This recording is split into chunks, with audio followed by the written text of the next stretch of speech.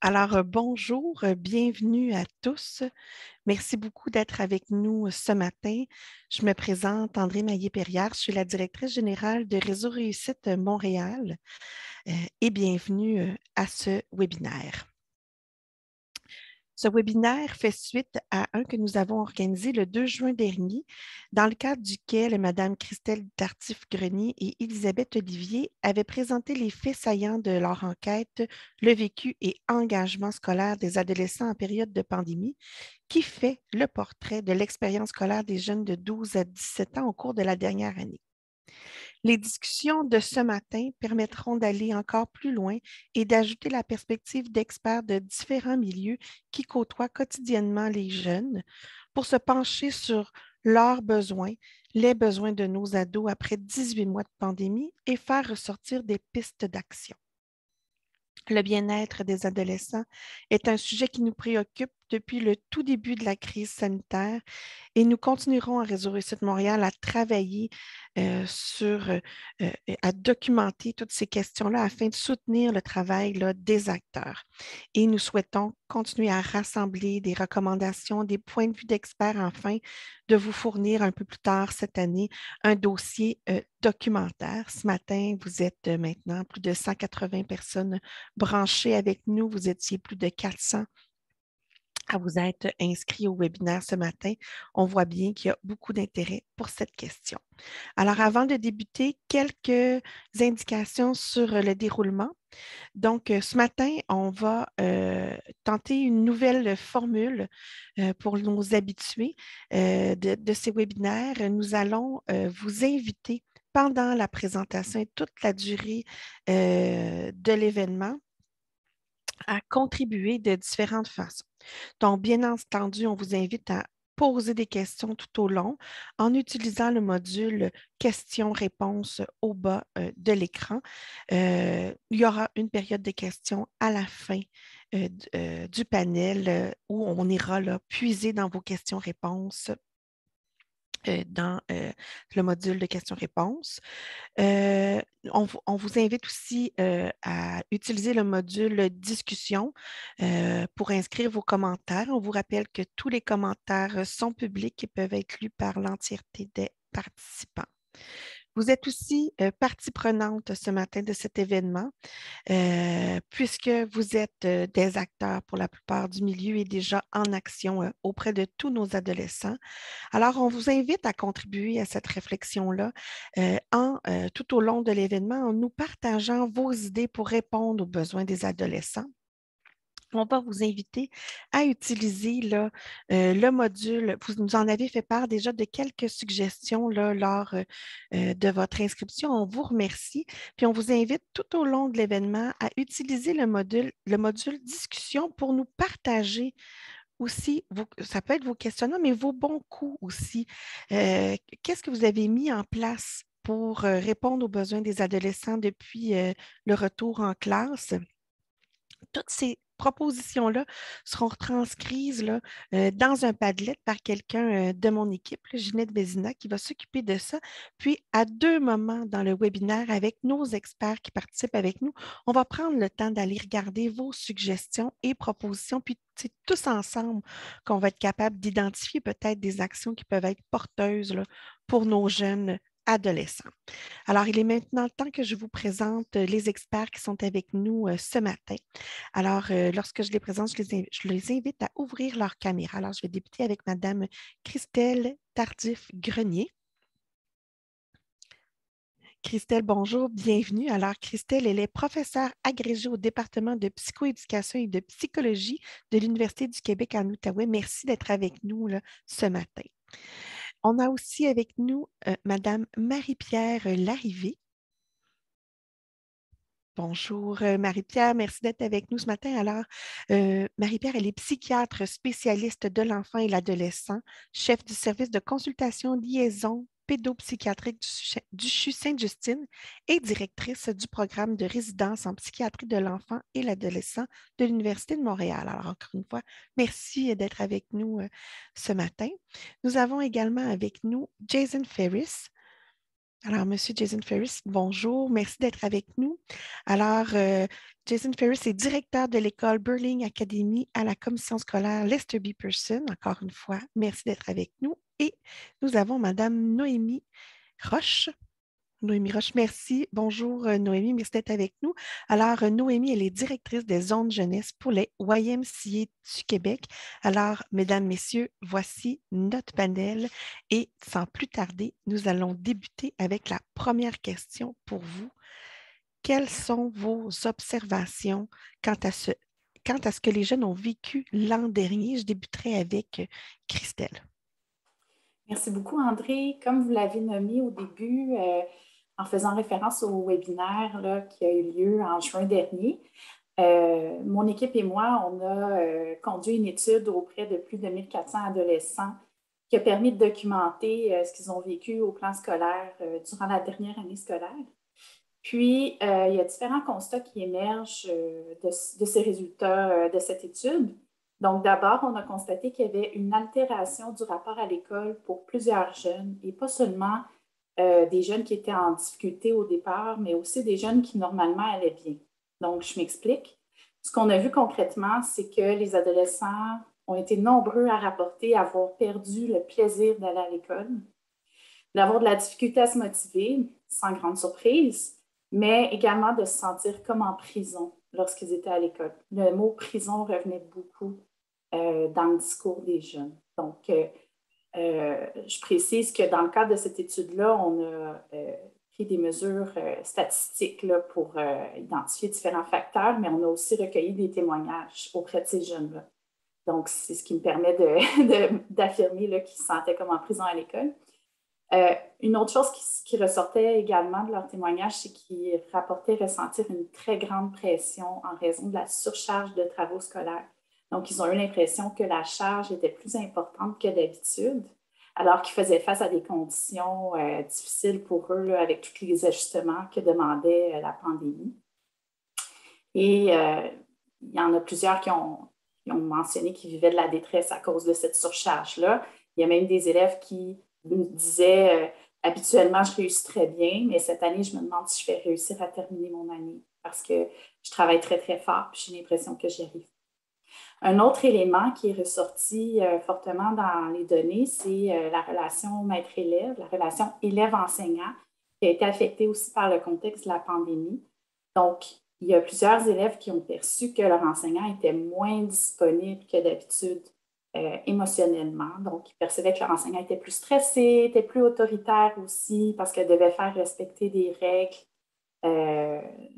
sanitaires à l'école et physiquement moins disponible aussi parce que par la force des choses, avec les journées d'enseignement à la maison, bien, ça limitait les contacts avec les enseignants. Souvent, les élèves, quand ils étaient à l'école, c'était pour faire des évaluations. Et par exemple, s'il y avait dans une semaine des journées pédagogiques, bien, on pouvait se retrouver juste à une journée par semaine à l'école. Donc, les élèves ont rapporté être affectés par cette perte de contact-là avec leur enseignant. Fait que je dirais que c'est les deux grands constats qui ressortaient de ces données-là, autant statistiques que basées sur les témoignages des élèves du secondaire qu'on a rencontrés. Merci beaucoup, Christelle. Et du côté du CHU Sainte-Justine, quelles ont été les observations là, au cours de la dernière année des jeunes qui se rendaient jusqu'à Sainte-Justine? Ben, c'est sûr que nous, on a le biais, quand ils arrivent à nous, ça va pas bien. Mais d'abord, ce qu'on a remarqué dans la dernière année, c'est une augmentation très importante des consultations en psychiatrie. Donc, il y avait vraiment une explosion là, des jeunes qui étaient en détresse et que nos collègues pédiatres ou médecins généralistes nous demandaient de voir en consultation. Puis on voyait des jeunes qui, ils étaient très souffrants de tout l'aspect social qu'ils perdaient là, ils n'avaient plus le temps avec leurs amis. Donc, l'école n'était qu'en ligne ou à moitié en ligne, mais comme disait Christelle, avec des fois les pédagogues, ou parfois il y avait des confinements de 2 semaines qui s'ajoutaient. Ils étaient souffrants de ça. Leur horaire, il changeait aussi parce qu'à chaque journée, quand ils étaient à la maison, ils pouvaient se lever plus tard. D'habitude, les patients, c'est à peu près 1 heure plus tard. Puis là, le lendemain, ils devaient se réhabituer à se lever tôt et ils étaient perturbés dans leur sommeil aussi à chaque jour. Un autre constat qu'on faisait, c'est que nos jeunes qui avaient perdu les sports étaient très, très souffrants de ne plus avoir leur sport. Puis il y en a beaucoup pour qui ils vont à l'école, c'est un peu pour le social et pour le sport. C'est pas l'académique qui les attire à l'école, c'est plutôt ce qui entoure. Mais là, tout ce qui entoure, ils ne l'avaient plus. Donc, c'était très difficile pour la motivation. On a vu aussi ceux pour qui c'était plus fragile dans les familles où est-ce qu'il y a plus de difficultés relationnelles ou des familles où est-ce qu'il y a plus d'adversité. Là, ils se retrouvaient tous ensemble à la maison avec beaucoup plus de temps ensemble. C'était pas dilué par d'autres vécus. Donc, dans les familles aussi, ça explosait. Aussi, je dirais, si je me mets sur l'enseignement en ligne là, comme tel, ben, les patients ils nous en parlaient beaucoup. Je suis pas capable de me concentrer, je suis pas capable d'écouter sur l'ordinateur. Puis des fois, on peut penser d'eux qu'ils étaient de mauvaise foi ou ils jouaient sur leur jeu en même temps. Peut-être des fois aussi, ils regardaient les réseaux sociaux, là, mais c'est tout ce qu'il y avait pour socialiser. Mais mis à part ça, même quand ils voulaient vraiment essayer, c'est très difficile de se concentrer sur un couple. On l'a tous vécu aussi comme adulte, à faire beaucoup de réunions en ligne. Après un moment, on est un peu décroché, puis c'est plus difficile. Donc, la motivation, la concentration. Ils avaient une peur aussi j'apprends tout seul, donc j'apprends pas bien, je suis en retard. Là, j'ai rien compris quand j'écoutais en ligne. Donc, quand je m'en viens à l'école en présence, demain, il faut que je double comprenne et double travail parce que ma journée d'hier, elle est un peu perdue. Et puis là, je suis fatiguée parce que je me suis couchée plus tard, mais ce matin, il fallait que je me lève plus tôt. Alors, eux, ils étaient souffrants.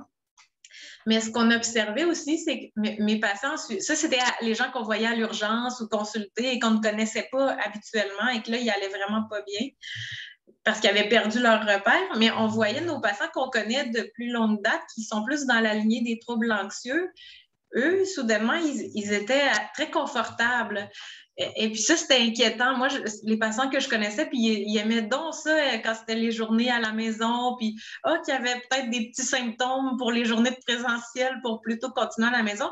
Et c'est que ces jeunes-là qui tendent plus à être dans l'évitement habituellement parce que c'est un peu la réponse spontanée quand on a une problématique d'anxiété. Bien, là, ils étaient dans un évitement qui était socialement accepté. C'était même requis qu'ils soient en évitement. Donc, eux, ils étaient hyper confortables.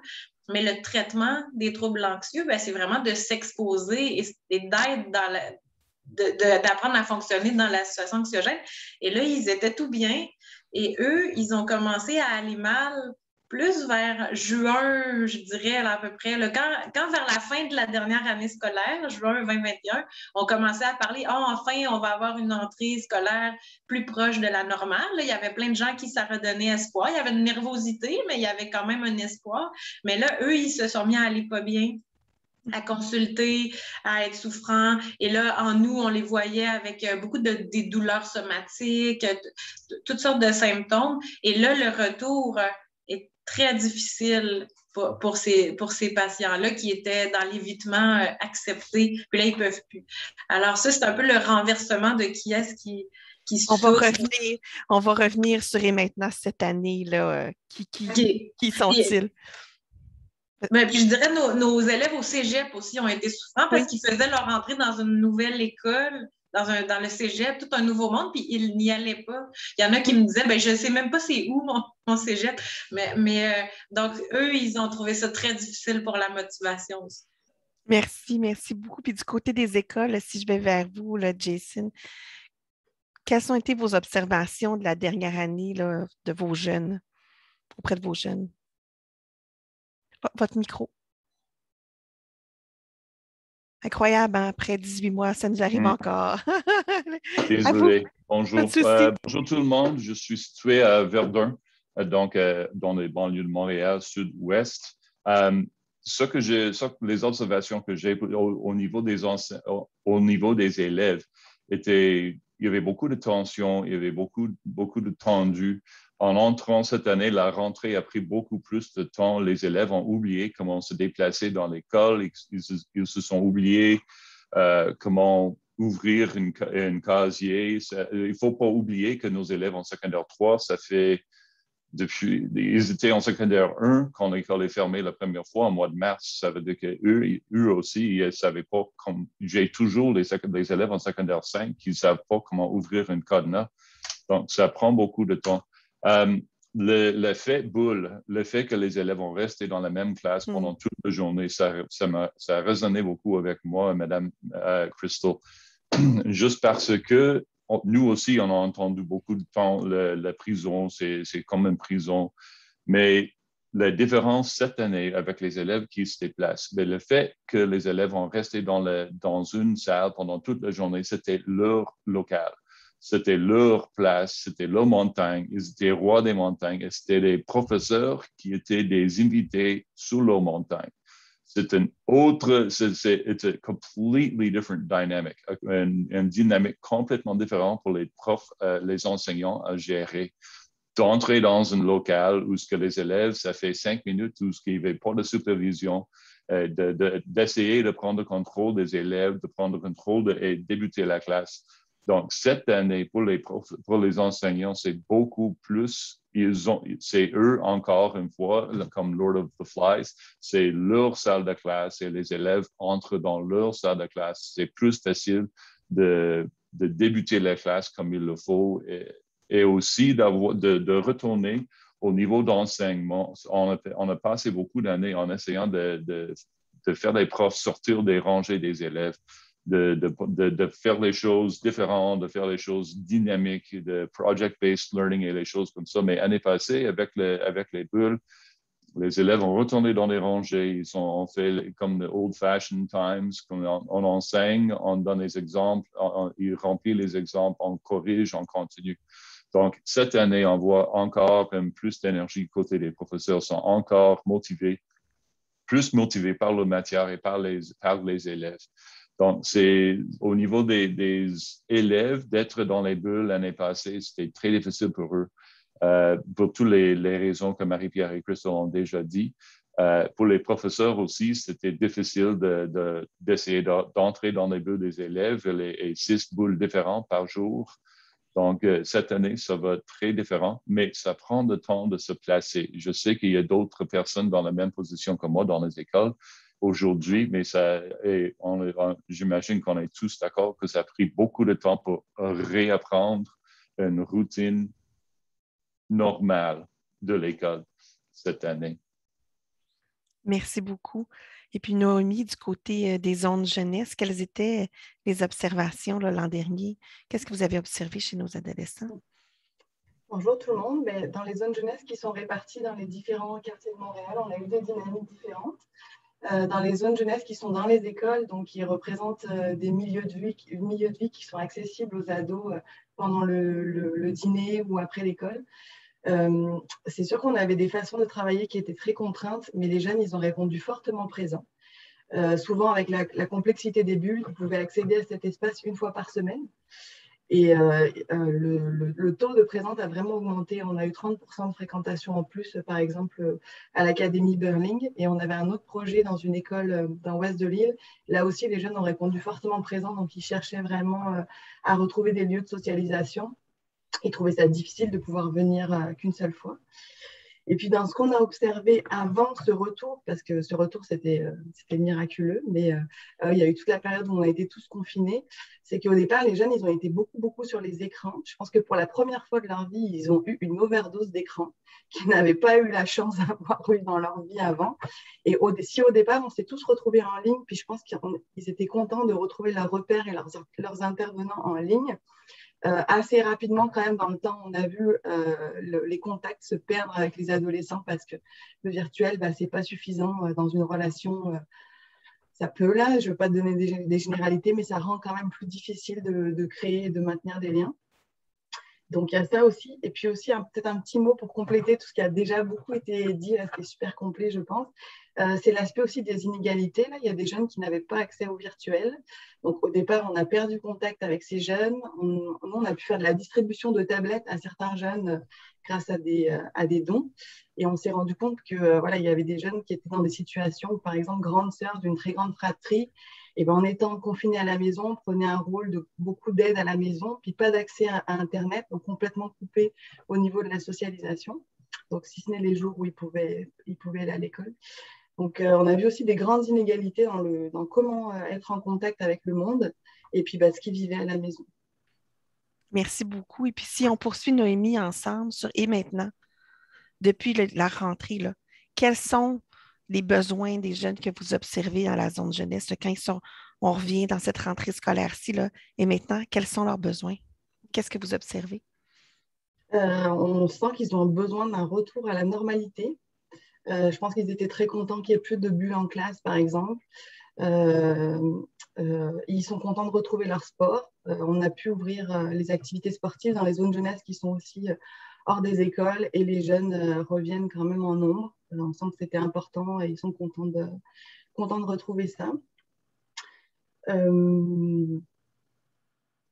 Je pense qu'aussi, ils ont besoin de lieux où les attentes sont différentes. Si je parle du point de vue des zones jeunesse, là, à l'école, je pense qu'ils sentent, puis peut-être qu'ils se trompent des fois, mais qu'il y a beaucoup d'attentes.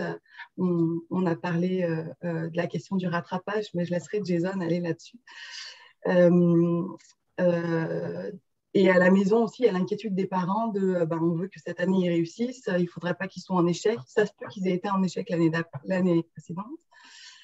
Donc, nous, dans nos zones jeunesse, on sent qu'ils sont contents d'avoir un espace où finalement ils peuvent être et puis ils peuvent recréer des relations, des socialisations et puis retrouver un retour à la normale. Je crois qu'ils ont surtout besoin de ça.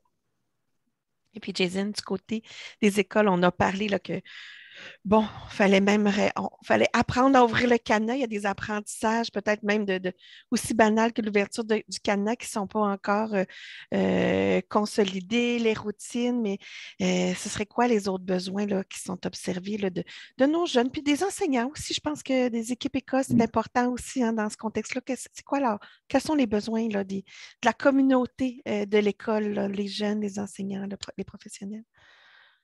Côté des élèves aussi, quand on parle des élèves, je pense que eux, ça fait 1 an et demi qu'il y a le poids de la terre, the weight of the world on their shoulders, sur les épaules. Ils rentrent ici, dans l'école encore, tout le monde ensemble. C'est important pour nous dans l'école pour se rassurer qu'ils savent toutes les ressources qui sont là. Donc, s'ils se sentent comme ci ou comme ça, on a une personne dans l'école à qui vous pouvez aller parler. Oui, vous pouvez le parler en personne, il n'y a pas de problème, on va s'en occuper. Surtout les élèves en secondaire 1 et 2, ils ne se sont jamais été dans une école secondaire. Secondaire 3, ils savent plus ou moins, mais on a évalué aussi, les personnels ont changé depuis on est fermé quand les secondaires 3 étaient en secondaire 1. Mais je veux aussi côté des élèves maintenant, quand on parle de rattrapage, comme Noémie a indiqué, je pense qu'ils se sentent beaucoup de pression. On met beaucoup de pression sur nos jeunes de rattraper, d'essayer de retourner comme c'était avant la pandémie. Moi, je dis qu'il faut, comme des professionnels dans les écoles, les enseignants, toute l'équipe, il faut oublier cette langue-là, ces paroles-là. On ne retrouvera jamais comme c'était avant la pandémie. Il faut, chaque fois qu'on dit le mot rattrapage, or catch up, or try to get back to normal, or let's see if we can, ça augmente la pression sur les épaules, surtout dans les élèves en secondaire 4 et 5. On ne sait pas ce que ça va être après la pandémie. On est toujours là-dedans. Il faut admettre qu'on est là-dedans. Il faut acknowledge, je ne sais pas c'est quoi le verbe en français, mais juste pour être présent dans la présent et rassurer que les élèves le sont aussi. En parlant des secondaires 4 et secondaire 5 et niveau d'examen ministériel, on sait très bien que le ministère ne changera pas le contenu des examens pour le mois de juin. Donc, nous, au niveau des écoles, en tant que, comme j'ai dit en partant, il faut se rassurer que les élèves savent, sont quoi les ressources pour augmenter les notes s'ils ont besoin pour aller ou retourner, même s'il faut qu'ils prennent 4 4 mois de septembre à décembre en éducation des adultes pour augmenter les notes où ce qu'il faut les rassurer que c'est correct. Tout est correct, tout va bien se placer, même s'il faut que vous allongez votre cégep par 1 an ou il faut attendre 1 an ou une demi-an pour augmenter les notes. Vous êtes correct, vous êtes intelligent, intelligente, vous êtes sportif, sportive. C'est pas la fin du monde. Le plus important, c'est que vous êtes là, vous êtes ici avec nous. Vous savez qui sont nos professionnels, l'équipe qui sont là pour vous aider. Vous savez où vous voulez aller et vous avez des buts. Vous avez et on va vous aider, on va vous guider, on est là pour vous. Il y a beaucoup de gens qui sont inquiets et qui se demandent si les jeunes sont encore capables de se projeter et qui ont des aspirations. Dans les écoles, ce que vous voyez, c'est que oui, ils en ont, mais ils ont plus d'inquiétude de ne pas y arriver dans le temps. Puis c'est-à-dire que c'est ça, c'est cette inquiétude-là de devoir peut-être prendre un 6 mois ou 1 an de plus. C'est ça qui est observé? Il y a des inquiétudes pour ça, mais les adolescents qui réussissent au niveau des honor roll, les élèves de honor roll vont toujours être les élèves de honor roll. Les élèves qui ont fait beaucoup de travail avec pour réussir, les gens qui ont dit qui a besoin des modifications dans les classes, on est très bien pour les soutenir aussi. Les élèves qui m'inquiètent, pour qui je suis très inquiet, c'est les élèves qui d'habitude restent autour de 55% de moyenne, entre 55% et 70%. Ça, c'est un grand nombre d'élèves qui passent en dessous de l'attention de tout le monde. Eux aussi sont inquiets. C'est là où on devrait même majorité de nos efforts pour les soutenir, pour se rassurer qu'ils vont être capables d'arriver. Merci beaucoup. Puis Marie-Pierre, du côté là, des jeunes là, que vous avez l'occasion de croiser, vous avez commencé à nous en parler un peu, hein, que là, à la fin de l'été, ça changeait un peu. Là. Qui sont les jeunes en ce moment? C'est quoi leurs besoins en ce moment des jeunes avec ce retour en classe à l'école?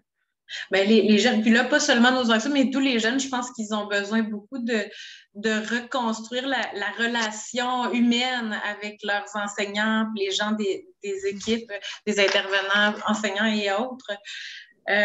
Ils sont, comme Jason disait, ils sont en réapprentissage aussi du rythme de l'école en présentiel. C'est pas le même rythme. Donc, ils ont à réapprendre ça.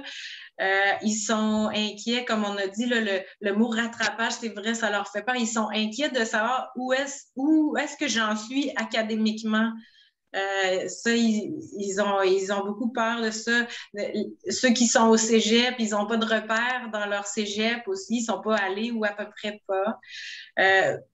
Il y en a pour qui la santé physique, elle est moins bonne aussi parce qu'ils sont devenus très sédentaires avec rester à la maison. Donc, la santé physique, pour certains, elle a pris un coup aussi.